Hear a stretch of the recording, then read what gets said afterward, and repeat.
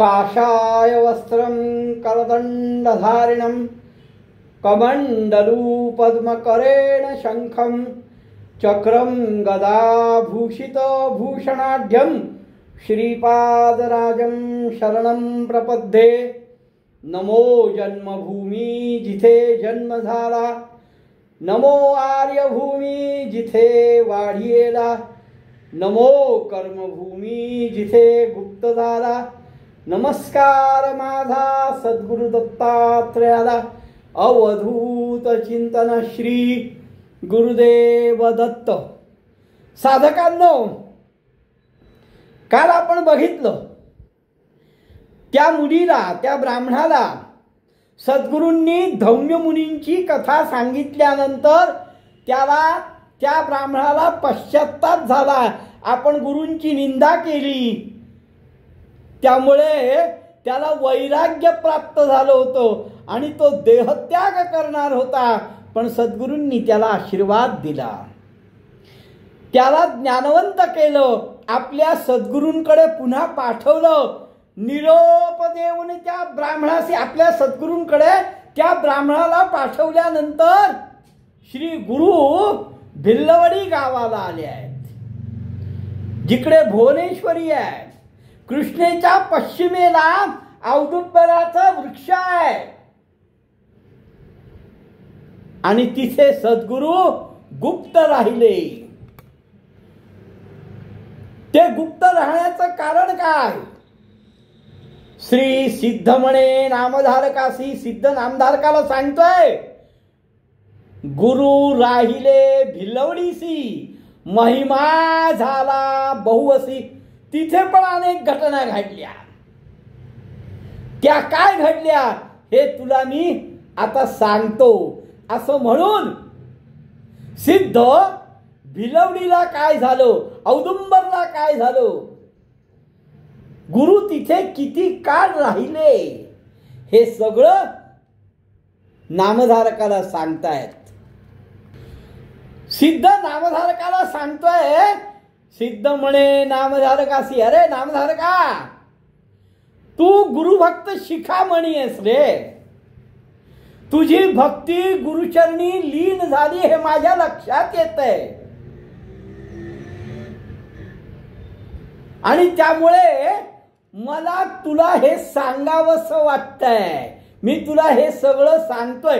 अरे जैसे चरित्र कामधेनू, हे चरित्र म्हणजे कामधेनू आहे, ते तुला मी विस्तारपूर्वक सांगतोय। एकाग्र होऊन एकचित्तानी हे ऐक, हे नामधारका, कृष्णावेणीच्या तीरावर भुवनेश्वरच्या पश्चिमेला, तुम्ही कोणी जर औदुंबरला गेला असेल तर तुमच्या लक्षात येईल, मध्ये कृष्णा वाहते, कृष्णेच्या पलीकडे पूर्व तीरावर भुवनेश्वरीचं देवीचं स्थान आहे आणि या पश्चिम तीरावर नृसिंह सरस्वतींचं स्थान आहे। तर त्या भुवनेश्वरीच्या पश्चिमेला औदुंबराचा खूप मोठा वृक्ष आहे आणि तिथे सद्गुरू राहिले आहेत, गौप्य रूपे गुप्त राहिले आहेत। किती? 4 मास, चातुर्मास सद्गुरूंनी त्या ठिकाणी केलाय। गौप्य रूपे असती गुरु, अनुष्ठान धुरंधरू, 4 महिने गुप्त राहिले, अनुष्ठान केलं।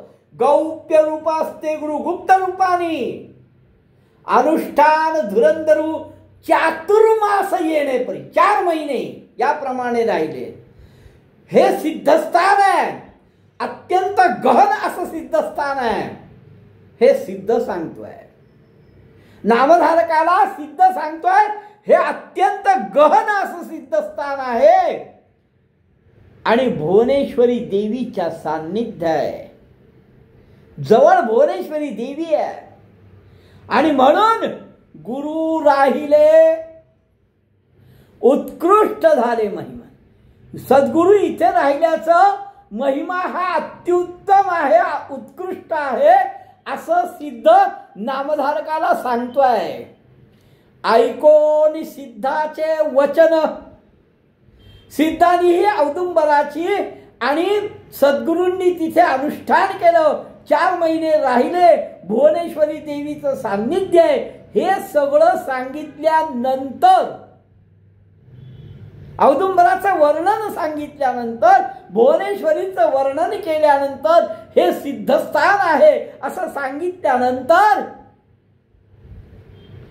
नामधारक हात जोडतोय.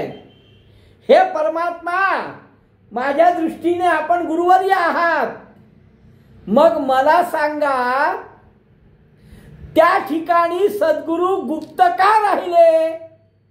ऐकोन सिद्धाचे वचन, नामधारक करी नमन. परमात्मा श्री गुरु राणा. गुरु राणा हा परमात्मा आहे. का राहावे गुप्त का राहायचं? त्यासी काय तपस. त्यांना कसली तपश्चर्या, त्यांना कसलं अनुष्ठान, आणि भिक्षा मागण्यामध्ये त्यांना काय आनंद. हे सगळं माझ्या मनामध्ये संशय निर्माण करतोय, संदेह होतोय. तेवढा फक्त संदेह दूर करा, असं नामधारक सिद्धाला सांगतोय. की अहो तुम्ही म्हणतात ते सगळं सत्य आहे. हा गुरु राणा आहे, हा जगद्गुरु आहे. मग याला गुप्त राहण्याची गरज काय, आणि भिक्षा कशाला मागायची, त्याला कसलं अनुष्ठान. तेव्हा नामधारकाला सिद्ध म्हणतो, हे वत्सा. सिद्ध म्हणतो, हे वत्सा, भिक्षा मागतो पिनाका. अरे सद्गुरु नाही तर साक्षात शिव हाही भिक्षा मागतो. शिव हा आद्य गुरु आहे, मी अनेक वेळा सांगितलंय. अरे भिक्षा मागतो पिनाका, आणि का सांगे नाही का. बर फक्त शिव भिक्षा मागतो असं नाही. दत्तात्रय तैसेची त्रिमूर्ती ज्या आहेत, शिव ब्रह्मा विष्णू महेश, जे अनुसयेच्या पोटी आले ते दत्तात्रय सुद्धा भिक्षा मागतात. दत्तात्रय त्रयमूर्ती. दत्तात्रय ही 3 मूर्ती आहेत, ब्रह्मा विष्णू आणि महेश. पण भिक्षुक रूप असे दिसती, तेही भिक्षा मागण्यासारखे दिसत आहेत. मग का? भक्तानुजन आरती. भक्तांना अनुग्रह देण्याकरता ते तीर्थयात्रा हिंडतात. अनेक तीर्थभूमीवर आहे. श्री गुरुमूर्ती अनेक ठिकाणी गेलेले आहेत, गुप्त राहिलेले आहेत. भक्तजन लोकपार्थ, भक्तजनांच्या पालना करता, भक्तजनांच्या उपकारा करता, त्यांच्यावर परोपकार करण्याकरता सद्गुरु अनेक तीर्थ हिंडतात. गौप्य राहावया कारण, ते गुप्त राहण्याचं कारण आहे की सगळेच येतील त्यांच्याकडे, आणि सगळेजण त्यांच्याकडे आशीर्वाद मागायला येतील, वर मागायला येतील, आणि मग त्यांना ते त्रास होईल, म्हणून ते गुप्त राहतात. ज्यांना अनुग्रह द्यायचा आहे, ज्यांना गुरुनिष्ठा आहे, जे गुरुसेवक आहेत, ते बरोबर येतात आणि त्यांना बरोबर मिळतं. पण ते जर गुप्त राहिले नाही तर अहो सगळेच जातील. पण एक लक्षात ठेव नामधारका, जरी सूर्याला लपवण्याचा प्रयत्न केला तरी त्याचं तेज कसं काय लपेल. खरं आहे ना. सूर्याला लपवायचा प्रयत्न केला पण त्याचं तेज लपू शकणार नाही, जसं कस्तुरीचा सुगंध लपवता येणार नाही. कस्तुरीचा सुगंध गुप्त ठेवू शकत नाही. अहो कस्तुरी जवळ आहे, कितीही लपवली तरी तिचा वास लपत नाही. त्याचप्रमाणे अजून तुला सांगतो, सद्गुरू म्हणजे कल्पवृक्ष आहेत. ज्यांच्या ज्यांच्या मनात जसे जसे भाव असेल तसतशी फळं मिळतात. म्हणून सद्गुरू या ठिकाणी राहिले. त्याचा आता विस्तारपूर्वक तुला सांगतो, ऐक. करवीर क्षेत्र नगरात, त्या करवीर क्षेत्रामध्ये म्हणजे कोल्हापूरमध्ये एक ब्राह्मण होता, वेदरत्न ब्राह्मण होता, शास्त्र निपुण असा ब्राह्मण होता, ज्ञानवंत असा ब्राह्मण होता, शास्त्र पुराणामध्ये प्रख्यात असा होता, सगळ्या ब्राह्मणांमध्ये विद्वान असा करवीर क्षेत्री ब्राह्मण होता. हा ब्राह्मण अग्रवेदी होता, म्हणजे ऋग्वेदी होता. पहिला वेद ऋग्वेद, अग्रवेदी असा हा ब्राह्मण होता. त्याला तर्क, व्याकरण, आन्निक, आचरण, आणि त्याचं आचरण अतिशय शुद्ध होतं. कर्म मार्गाने राहत होता, विद्वान होता, ज्ञानसंपन्न होता, अग्रवेदी होता. त्यासी झाला एक सुत, आणि त्या ब्राह्मणाला, त्या ज्ञानवंत ब्राह्मणाला एक मुलगा झाला. पण तो मुलगा जन्मतास मूर्ख निघाला. त्या मुलाचा जन्म झाला आणि तो मूर्ख निघाला. आणि दैवयोगाने मात्र त्याचे माता पिता दोघंही मृत झाले. त्या मुलाचे, तो ज्ञानवंत ब्राह्मण पण मृत झाला, त्याची पत्नी पण मृत झाली, पण हा मुलगा मूर्ख आहे. वर्धता माता पित्या घरी 60 वर्ष झाली. त्याचा व्रतबंध झाला. आई वडील गेले आहेत, त्याचा व्रतबंध झालाय. मूर्ख मुलगा आहे,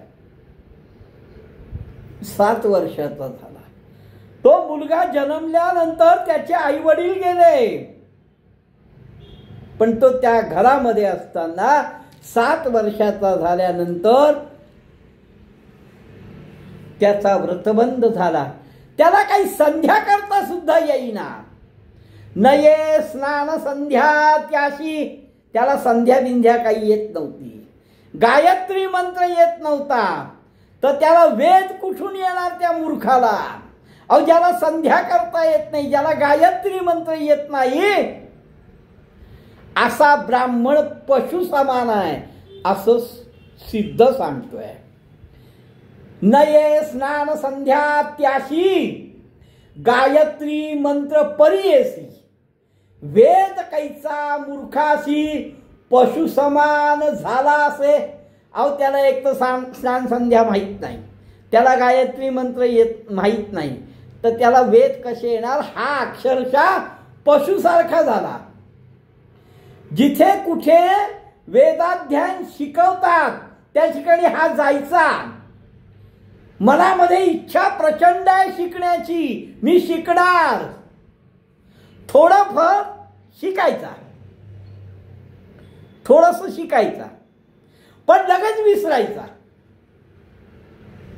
जेथे सांगती वेदाध्ययन जाऊनी आपण शिकू म्हणून मनामध्ये इच्छा प्रचंड शिकण्याची होते म्हणून जायचा.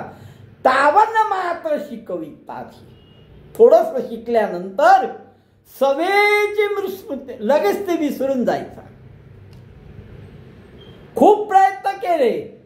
त्या गावचे विद्वान लोक आहेत ते सगळे त्याची निंदा करायला लागले. अरे, तू विप्र घरात ब्राह्मण कुळात जन्माला आलाय मूर्ख म्हणून, तुला माहिती आहे का? अरे, तुझा बाप किती विद्वान होता, तुझा बाप किती ज्ञानसंपन्न होता, वेदशास्त्र ज्याला माहीत होते, त्याच्या पोटी तू कसा काय उपजलास रे? अरे तुझा बाप ज्ञानवंत, विद्वान, आचारनिष्ठ, आणि त्याच्या पोटी तू उपजलास. अरे जळू, तुझं जीण जळो. तू पित्याच्या नावाला कलंक लावलायस, आपल्या वडिलांचं नाव कलंकित केलंयस. अरे पोटाला दगड बांधून जीव का देत नाहीस? असं त्या गावचे बाकीचे ब्राह्मण त्याला म्हणायला लागले, कोल्हापुरातले.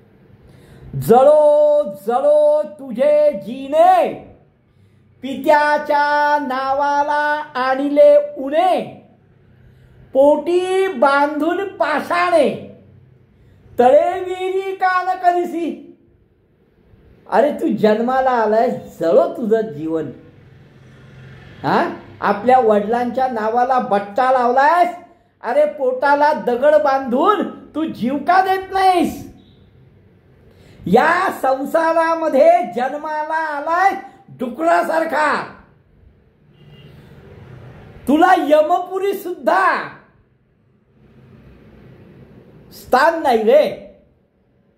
अनाचार करतोयस तू, अनाचार वृत्तीने जगतोयस. कारण स्नान संध्या करत नाही, गायत्री मंत्र म्हणत नाहीस, डुकरासारखा राहतोयस.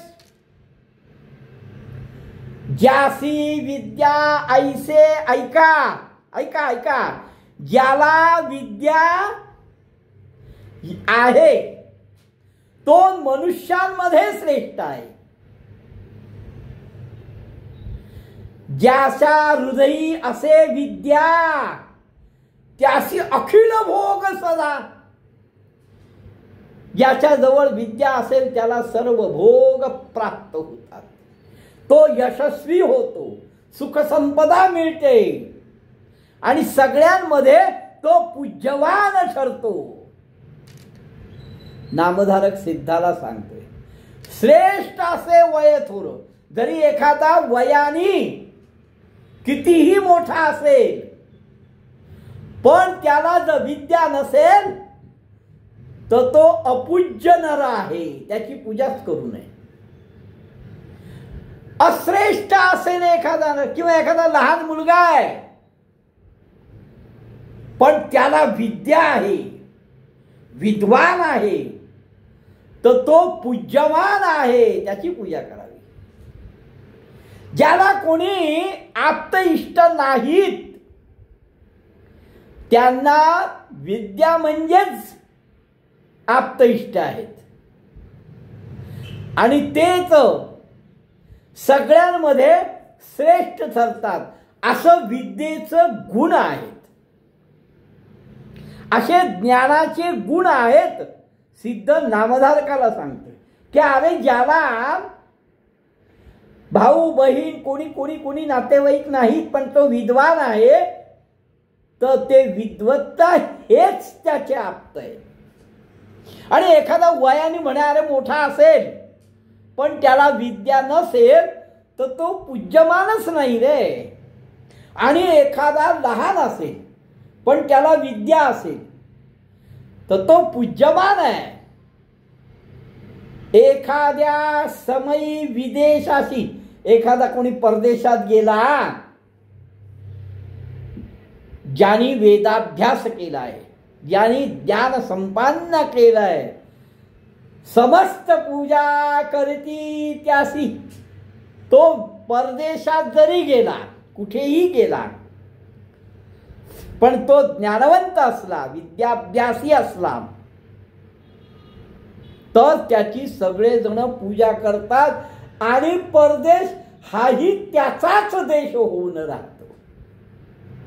एवढं विद्येमध्ये सामर्थ्य आहे. नामधारका, ज्यासी विद्या असे बहुत, त्याला भरपूर विद्या आहे, तो ज्ञानवंत. अरे नुसता तो ज्ञानवंत नाही तर त्याच्या देहामध्ये देवत्व आहे. सगळे जण त्याची पूजा करतील. एखाद्या राजाला सगळेजण नमन करतात, सगळेजण मान देतात, पण तो राजा विद्वानांची पूजा करतो. एखाद्या राजाला सगळं राज्य मानतो, नमस्कार करतो, पूज्य मानतो, पण तो राजा कोणाला पूज्य मानतो? तर विद्वानांना पूज्य मानतो. एवढं विद्येमध्ये सामर्थ्य आहे. ज्याचे पदरी नाही धन, आणि त्याच्याकडे पैसे नाहीत, त्याच्याकडे द्रव्य नाही, धन नाही, त्याला विद्या हेच धन आहे. म्हणून वेदाध्ययन शिकावं, विद्या शिकावी, ज्ञान संपादन करावं, नाहीतर तो पशुसारखा होतो. हे सगळं सिद्ध नामधारकाला सांगतायत. पण त्या गावातले विद्वान ब्राह्मण त्या मुलाला, जो मूर्ख आहे, ज्याला विद्या येत नाही, त्याला सांगतायत. त्यांनी त्यांचं सगळ्यांचं ऐकलं. ब्रह्मचारी करी नमन, त्यांनी सगळ्यांचं ऐकलं, नमस्कार केला. स्वामींनी निरोपिरे, तुम्ही आम्हाला जे ज्ञान दिलं विद्याभ्यास करण्याकरता, अरे पूर्वीच्या जन्मी मी काही विद्या दान केली नसेल, वेदाभ्यास केला नसेल, यामुळे या जन्मी मला विद्या नाही. त्याला काय कारण आहे? ऐसे आपण दोषी, असा मी दोषी आहे, माझा उद्धार करावा. जरी असेल उपाय असी, माझा उद्धार करण्याकरता तुम्ही हे एवढं सगळं सांगितलं, पण याच्याकरता काही जो उपाय असेल तर तो मला सांगा, मी तो उपाय करी. मला विद्या यावी अशी माझी स्वतःची इच्छा आहे. हो, तो ब्राह्मण त्या विद्वानाला सांगतो की माझी स्वतःची इच्छा आहे, मला विद्या यावी. तुम्ही मला तसा काही उपाय असेल तर तो मला सांगा.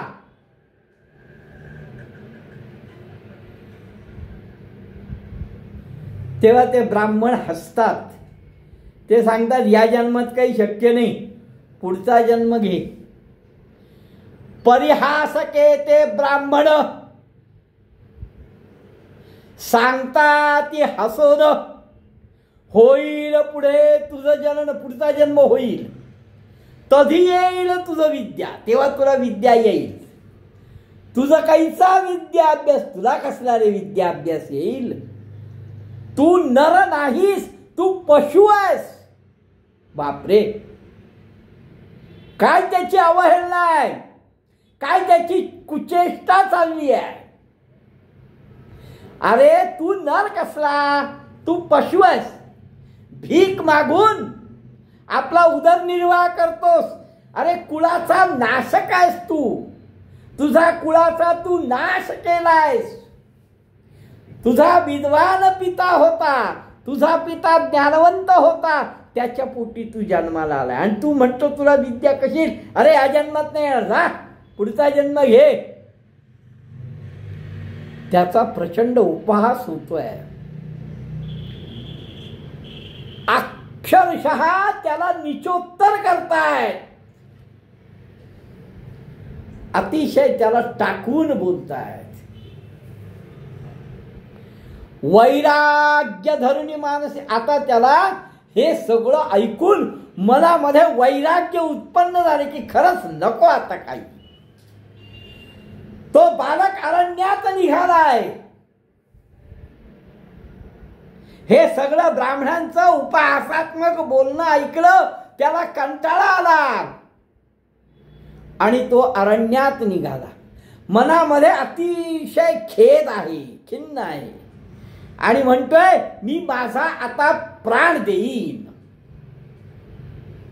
सगळे जण मला दूषण देत आहेत, सगळे जण मला दोष देत आहेत, मग मी जगून काय उपयोग आहे?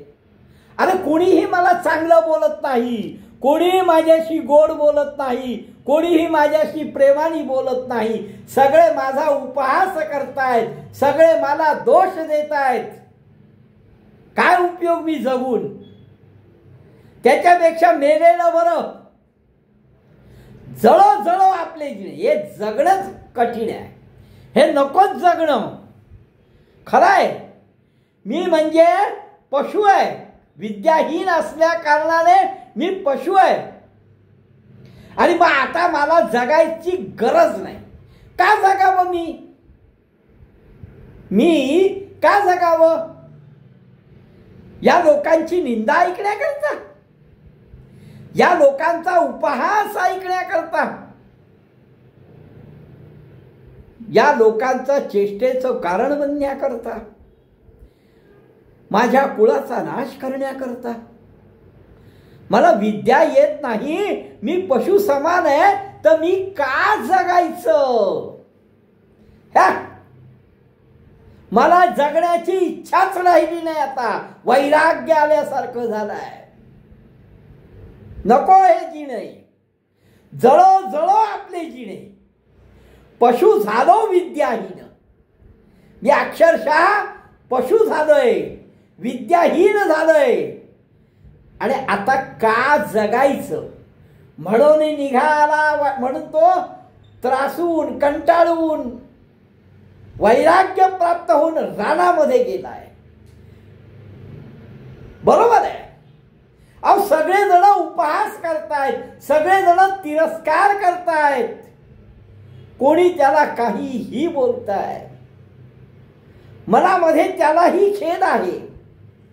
त्याला मुळात खरं शिकायची इच्छा आहे, त्याला स्वतःला वेदाभ्यास करण्याची इच्छा आहे, तो शिकण्याचा प्रयत्न करतोय. पण नाही हो, शिकणं होत नाही. एकदा बोलला की नंतर पुन्हा ते विसरून जातोय. अनेक प्रकारे शिकण्याचा तो प्रयत्न करतोय, पण ते जमत नाहीये. आणि या उलट त्याला कोणी समजून सांगावं तर सगळेजण त्याचा उपहास करतायत, सगळेजण त्याची टिंगल टवाळी करतायत. कोणी त्याला काय म्हणतंय, कोणी त्याला काय, त्याच्या वडिलांचे गुण आठवून त्याला दोष देत आहेत. खरोखर कंटाळा आलेला आहे. ज्या वेळेस अपमान, अवहेलना, उपहास पराकोटीला जातो, त्यावेळेस जगण्याची अभिलाषा संपते. आणि तसंच त्याचं झालं. अनेक प्रकारे उपहास सहन करून त्याला जगण्याविषयी अनिच्छा निर्माण झाली. इच्छाच राहिली नाही जगायची, काहीच गरज नाही आता जगण्याची. आणि त्याच उपहास झालेल्या, अपमान झालेल्या, चेष्टा केलेल्या त्या ब्राह्मणाला मृत्यूला जवळ करावं असं वाटायला लागलं. आणि म्हणून वैराग्य प्राप्त झाल्यासारखं झालं आणि तो रानामनामध्ये भटकायला लागला. आणि तो फिरत फिरत फिरत फिरत भिल्लवडीला आलेला आहे. भिल्लवडीला भुवनेश्वर देवी आहे. आणि या भुवनेश्वर देवीच्या तो सान्निध्यात आला, तिला नमस्कार केला, तिला सगळं आपलं गाऱ्हाणं सांगितलं. मी काय काय सहन केलंय, मला विद्या यावी अशी इच्छा आहे, पण लोकांनी मला जर विद्या येत नाही, मी विद्या शिकण्याचा प्रयत्न करतो पण माझ्या लक्षात राहत नाही, तर लोक मला समजावून सांगण्यापेक्षा माझा उपहास करतायत, मला वाटेल तसं बोलतायत, माझी चेष्टा करतायत, माझी निंदा करतायत. अगं आई, माझा बाप जो होता तो विद्वान होता, मला नाही येत, मी प्रयत्न करतोय, पण आता मला एक तर विद्या पण येत नाहीये आणि दुसरीकडे हे लोक अपमान करतायत, कुचेष्टा करतायत, हे मला सहन होत नाही. म्हणून मी इथे आलोय आणि आता तुझ्या दारात मी अन्न उदक न घेता राहणारे, असं म्हणून तो भिल्लवडीला भुवनेश्वरीच्या सान्निध्यात आलेला आहे. पुढे काय होतं हे आपण उद्या बघू. अवधूत चिंतन श्री गुरुदेव दत्त.